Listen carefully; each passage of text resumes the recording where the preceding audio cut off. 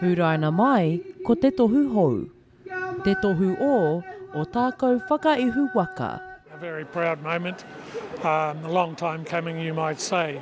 The name Otago is a transliteration of Ōtākou, and after 155 years to see the name up there as the Māori name, te hou mō tēnei whare wānaka, I think it's a really great thing.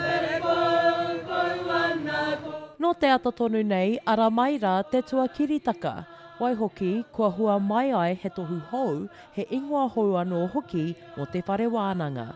Ko tā te upoko o te rūnanga Ōtākou, a Edward Allison, he hononga hohonu tā te tua kiritaka nei ki te mana whenua.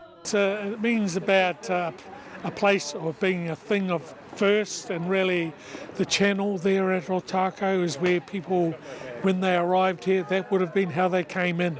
The university, which is very much a place of first here in New Zealand, and in the institutions of whare wānanga, they've got a prestigious history.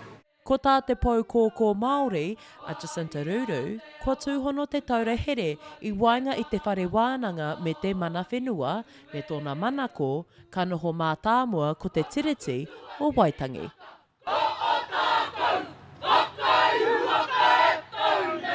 This is such a milestone moment, building on, this building relationship with our mana whenua and all the opportunities that can happen through that. It makes us feel safe and secure in our learning and our research here at Otago.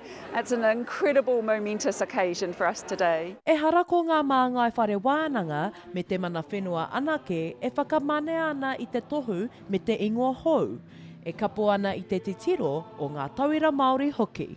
It is important for Māori tauira because with the current side of things with government that are trying to whakaiti ngai Māori, especially and inclusive of our Māori tauira, it kind of gives us as tauira Māori a foundation to make us understand that the university is actually for us. It wants to be te tiriti led, it wants to whakanui their tauira and formulate an equitable status for both Māori and non-Māori. Ko Ōtākou Whakaihu Waka e tau nei. Shakayla Andrews-Alapaki, Tohu News.